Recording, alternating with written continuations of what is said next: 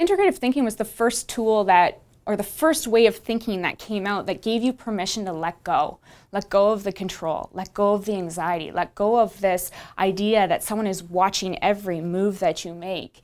And it really set the tone for where we are today.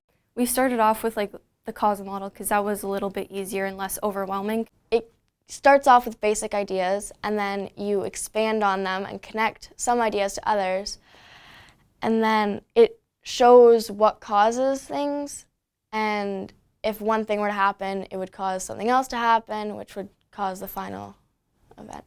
When we first were introduced to like the ladder of inference, the questions that were put into it were a little like, they were trickier to make you think of like, to make you really like dig deeper into your like knowledge and like in your ideas.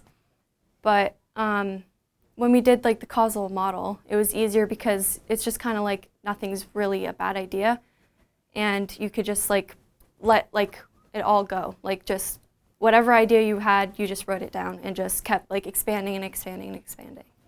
The idea that you can't make a mistake, that every idea is valuable, that every person matters within the process of learning is so refreshing. I mean, you see the relief when you tell them they don't have a bad idea. Well, up until that point, every idea may have been not what someone was looking for in a way that they were expecting it, right? So for sure, integrative thinking gave us the permission to step back, reflect on the practices we were bringing into the classroom, and really start thinking about what it would be like in a student's position to learn. It was really new at the beginning, and it was kind of intimidating and overwhelming just because I was just introduced to it.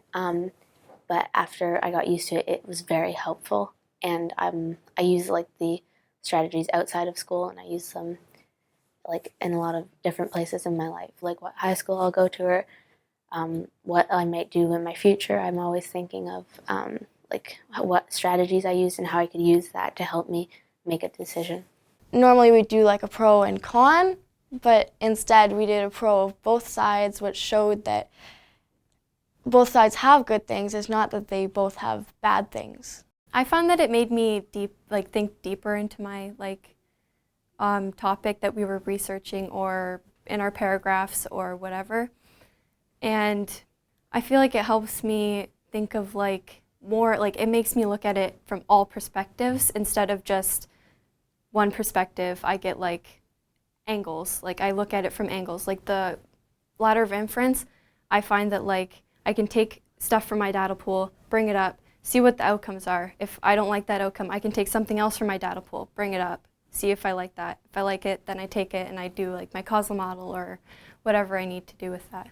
It's funny because it's just all kind of come together into this very nice package. But integrative thinking, yes, was the first movement where someone said, what's the worst that can happen?